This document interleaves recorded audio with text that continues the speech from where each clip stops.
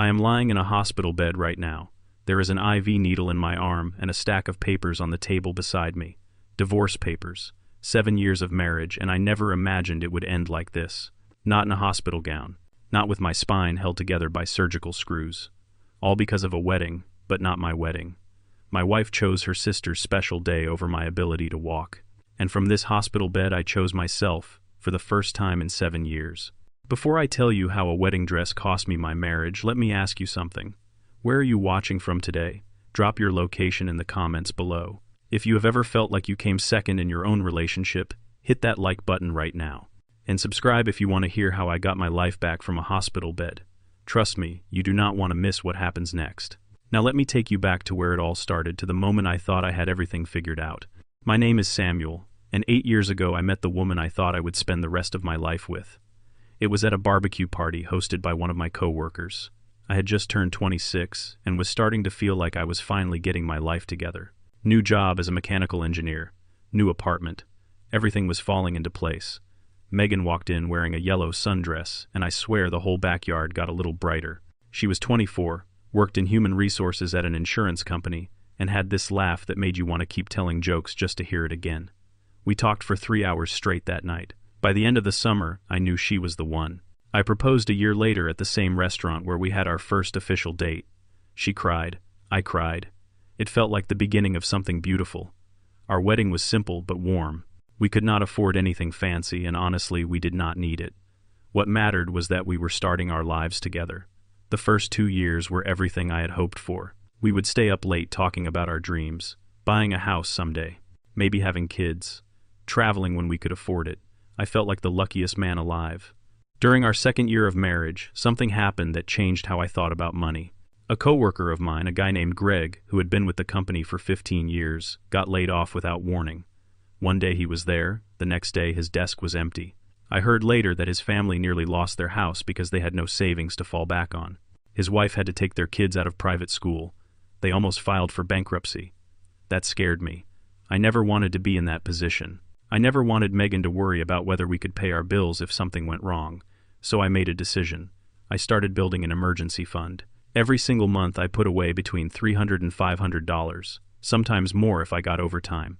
To make it work, I gave up a lot of things. I stopped buying new clothes unless something literally fell apart. I drove the same car, even after it hit 150,000 miles on the odometer. No new gadgets. No nights out at bars with my buddies. No fancy vacations, just the occasional weekend trip to somewhere within driving distance. Megan knew about the fund. She thought it was a good idea, but she never really paid much attention to it. She trusted me to handle the finances, and I took that responsibility seriously. After 5 years of disciplined saving, our emergency fund had grown to $42,000. Every time I checked that balance, I felt a sense of security. No matter what happened, my family would be okay. Now, let me tell you about Megan's family, because this is where things start to get complicated. Megan's father passed away when she was 15. Her mother, Patricia, raised 2 daughters on her own. Megan was the older one, responsible and practical. Her younger sister, Brittany, was 4 years younger and had been babied her entire life. Patricia always said the same thing. Brittany is the baby. She needs extra protection. She needs extra support. I tried my best to fit into this family. I really did. Whenever Patricia's car broke down, I was the one who fixed it. When Brittany needed money for rent because she overspent again, I lent it to her. She never paid me back, by the way. Not once. I attended every family gathering, every holiday dinner, even when I felt like an outsider looking in, because that is exactly how I felt most of the time, an outsider.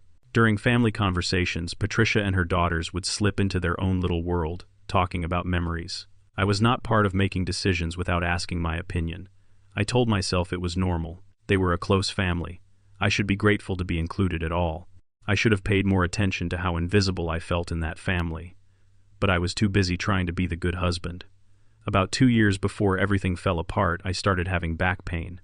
It began after I helped a coworker move some heavy equipment at work. At first, I thought it was just a pulled muscle. I took some ibuprofen, did some stretches, and figured it would go away on its own. It did not go away. It got worse. The pain spread from my lower back down into my right leg. Some mornings I could barely get out of bed, but I kept pushing through. I had work to do, bills to pay, a wife to provide for. Finally, after nearly 2 years of suffering, I went to see a specialist. His name was Dr. Franklin, a spine surgeon with a reputation for being straightforward. He did not sugarcoat anything. "Mr. Samuel," he said, looking at my MRI results, "you have a severe herniated disc at L4, L5. This is not something that will heal on its own. You need surgery within the next 3 to 4 months. I asked him what would happen if I waited longer than that. His face got serious. "If we wait too long, you risk permanent nerve damage. We are talking about the possibility of losing normal function in your legs. In the worst-case scenario, partial paralysis. The surgery would cost a significant amount, even with insurance covering part of it. My out-of-pocket expenses would be around $15,000. But I was not worried. That is exactly what the emergency fund was for. I scheduled the surgery for 2 months out and went home feeling like I had everything under control. 3 months before my scheduled surgery, Brittany announced that she was engaged. Her boyfriend Derek had proposed. Derek was 30 years old, worked for his family's real estate business, and came from a comfortable background. Not wealthy, but definitely better off than most. Brittany immediately started planning her dream wedding. And when I say dream wedding, I mean the kind of event that belongs in a magazine. She wanted to get married at a resort by a lake, 200 guests, a designer wedding dress, imported flowers, a live band, a 5-course dinner. The whole thing would cost somewhere between $60,000 and $70,000. Derek's family agreed to pay for half. That was $30,000. Generous if you ask me. But Brittany did not see it that way. She expected them to pay for everything. When they did not, she was furious. The problem was that Brittany and Derek had almost no savings of their own, and Patricia certainly could not help. She was living on a fixed income. That is when Megan started having long phone calls with her mother and sister. She would step out of the room to talk. She would come back looking stressed, but would not tell me what was wrong. I assumed they were just dealing with normal wedding planning drama. I had no idea they were planning to solve their budget problem with my money. Looking back, there were warning signs I should have noticed. Megan started spending more and more time away from home. Every evening, every weekend, she was helping Brittany with something. Dress shopping, venue tours, caterer tastings. I barely saw her anymore. I tried to be understanding. Her sister was getting married. Of course she wanted to be involved. When I offered to help, Megan waved me off. "It is girl stuff," she said. "You would not understand." One night I walked into the living room and saw Megan looking at a website for some fancy resort. The pictures showed beautiful lakeside views, elegant ballrooms, prices that made my eyes water. "Wow," I said, "that place looks expensive." "Brittany is dreaming big, huh?" Megan closed her laptop so fast she almost knocked over her coffee. "Just looking," she said quickly. "You know how Brittany is." I did not think much of it at the time. I wish I had. The moment my life changed forever happened on a random Tuesday morning. It was 6 weeks before Brittany's wedding. I sat down at my laptop to finalize the details of my surgery. I wanted to double-check that we had enough money to cover everything. I logged into our joint bank account and navigated to the emergency fund. For a moment I thought the website had glitched. The number on the screen made no sense. I logged out and logged back in again. The number was still there. $2,800. Our emergency fund, which should have had $42,000 in it, had been drained to almost nothing. My hands were shaking as I clicked on the transaction history. What I found made my stomach turn. $8,000 to Bella's Bridal Boutique, $12,000 to Lakewood Resort listed as a deposit, $7,000 to Enchanted Florals, $5,000 to Platinum Catering Company. There were smaller amounts too. $2,000 here, $1,500 there, $800 for something else. All of it withdrawn over the past 2 months. All of it by Megan. I sat there staring at the screen until I heard the front door open. Megan came home in a good mood, chattering about how Brittany looked amazing in her bridesmaid dress options. She stopped talking when she saw my face. I turned the laptop toward her. What happened to our emergency fund? She did not even try to deny it. She let out a long sigh like I was the one being unreasonable. "So you found out?" "Found out, Megan, there is almost nothing left. Where did the money go?" She sat down across from me, and for the first time I saw no guilt in her eyes, only irritation. "Brittany needed help," she said. "Mom cannot afford anything. Derek's family is being stingy about the wedding budget. Someone had to step up." "That money was for emergencies," I said, trying to keep my voice steady. "I need surgery, Megan. My back is getting worse every single day. Without that money, I cannot afford the operation." She actually rolled her eyes at me. "You can wait a few more months. Your back has been hurting for 2 years already. A few more months will not kill you." I could not believe what I was hearing. Do you understand what the doctor said? If I wait too long, I could end up paralyzed.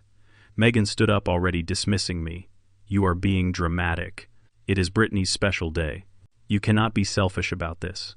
That word hit me like a punch to the chest. Selfish. I had spent 5 years saving every spare dollar for our family's security. I had sacrificed vacations, new clothes nights out with friends. And I was the selfish one. I called Patricia that night, hoping she would see reason, hoping she would tell Megan to return the money. I was wrong. Samuel, Patricia said, after I explained everything, I am disappointed in you. Disappointed in me, I raised my girls alone, she continued. I sacrificed everything for them. Now, when Brittany needs help for the most important day of her life, you are complaining about money, Patricia. I need surgery. I could lose the ability to walk. Your surgery can wait. This wedding cannot. If you really loved Megan, you would be happy to help her family. She hung up on me. I tried calling Brittany next. Maybe if I talked to her directly, she would understand. Maybe she would feel bad and offer to return at least some of the money. I do not understand why you are making this such a big deal, Brittany said, sounding annoyed. Derek's family is already paying half. We could not ask them for more. It would be embarrassing. Brittany, that was my surgery money. You are family, Samuel. Family helps each other. Is that not what the money was for anyway? No apology. Not even a hint of remorse. The stress made everything worse. My back pain, which had been manageable with medication, became unbearable. The pain spread to both legs now. Some nights my toes went numb. I could not sleep.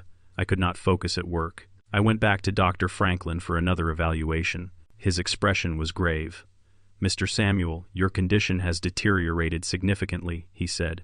If we do not operate within the next month or two, there is a real risk of permanent nerve damage. You could lose mobility in your legs. We are talking about the possibility of partial paralysis. I explained my financial situation. The doctor shook his head sadly. I understand, but your spine does not care about wedding budgets. I tried everything. I applied for a bank loan but got denied because my savings had been depleted. I looked into credit options, but the interest rates were astronomical. I asked Megan if there was any way to get some of the money back.